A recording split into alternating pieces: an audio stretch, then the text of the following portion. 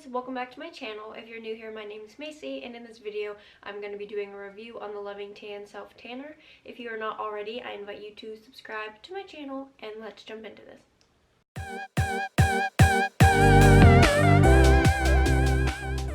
Okay, so the product I'm reviewing today is Loving Tan. This is the 2-Hour Express Deluxe Bronzing Mousse. This is in the color medium.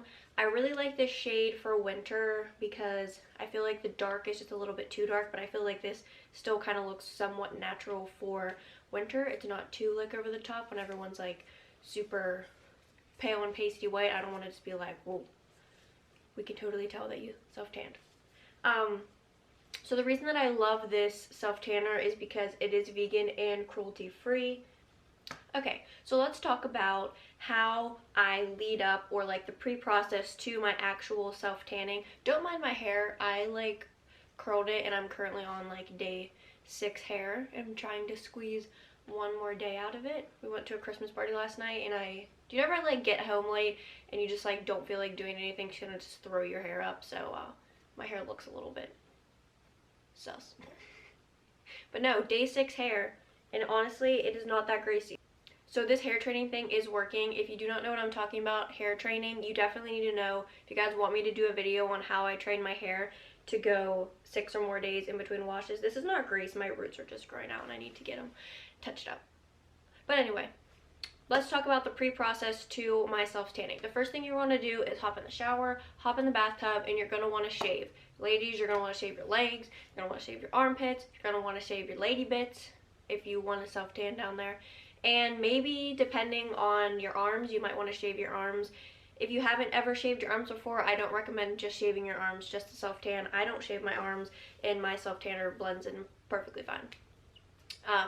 After you're done shaving, you're going to want to exfoliate. And make sure that you concentrate your exfoliation on like your legs and your arms, and you're really going to want to focus on like your knees, the back of your knees, and your elbows where your skin can get super dry.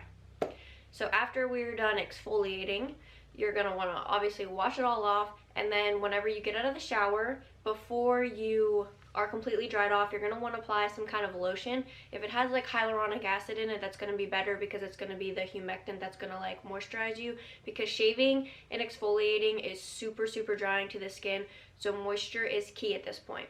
So you're going to want to do this process maybe the night before you're going to self-tan, or maybe a couple hours before you're going to self-tan, because you don't want to jump in and put self-tanner on your body right after you have applied lotion, because I don't know, they just say not to, and I feel like the lotion like affects what it's going to be doing.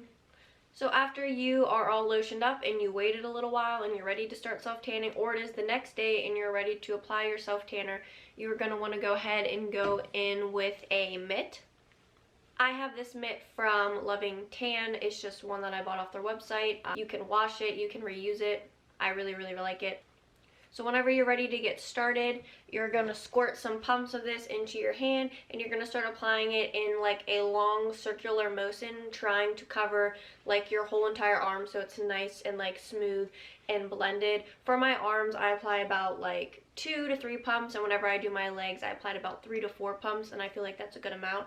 If you have to, if it's your first time self-tanning, I recommend breaking your legs up into like below the knee and above the knee, and then just make sure you really scrub good around where your elbows are. Try to like bend your elbow and straighten it to get different angles while you are rubbing it in, because where your elbows, they crease, and so do your knees, so you really want to get in all those creases to make sure it looks super natural. The nice thing about this tanner is after it dries, you want to wait about 30 seconds after applying it, and you can go back in and put more in areas you want it. So sometimes I put a little bit more on like my chest and my shoulders, because that's naturally where you would get a little bit more tan. I do not apply this to my face because my face is super sensitive, and if I put like water on it, it like breaks out. So definitely not going to be putting this on my face. But if you're someone, I mean, hey, try it on like a little patch of your cheek like a couple days before, and if it doesn't do anything, put it on your you can put it on. If you're gonna apply self-tanner to your neck, you can use a mitt. If you have like an extra like big fluffy makeup brush, sometimes I like to go ahead and apply self-tanner on my neck with like a big fluffy makeup brush,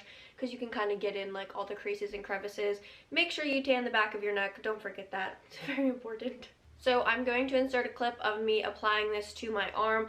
please excuse the fact that whenever I go to put it on, a huge dollop of it just drops onto the floor.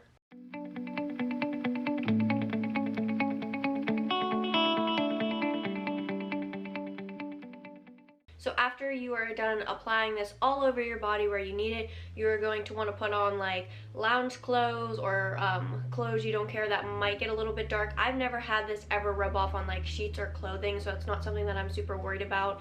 But I just take like a little extra precaution. Like if I'm gonna lay on the bed, I'm gonna just put a towel down. When I sit on like my chairs or something, I put a towel down to make sure like it doesn't go anywhere. But I haven't had a problem with it really rubbing off on anything that I was wearing. After you're done applying it, you're going to want to wait 2 hours. You can wait longer depending on how dark you want to be. I typically just do the 2 hours because I'm super impatient, and if I am not at the desired tan that I want to be, I can always go back in and tan again the next day or in the next couple days. I feel like this is a really nice self tanner. I don't feel like it strips my skin. It doesn't make me feel super dry. Like I still feel hydrated after I put it on and wash it off. Okay guys, so that's basically my self-tanning routine. You just really want to make sure you shave and you exfoliate really well, whether you buy an exfoliation mitt off of their website. This is not one, this is one that I used to apply it, but they have like a pink and black one. You can use that to like exfoliate, especially if you have previous self-tanner on. You really want to make sure that you rub and exfoliate that off before you apply a new one, so it's not like blotchy or like, I don't know, gross. And then you're going to want to make sure that you put a bunch of lotion all over your skin, because the reason that I feel like a lot of people get those blotchy patches or like those dots on their legs is because they did not moisturize their skin enough, or they did not wait long enough in between moisturizing and applying the self-tanner before going ahead and applying it. I cannot talk, and I think I say that in like almost every single video. Okay, I thank you guys for watching. If you like this video, go ahead and give it a thumbs up. I invite you to subscribe to my channel, and I will catch you in my next video. Peace out.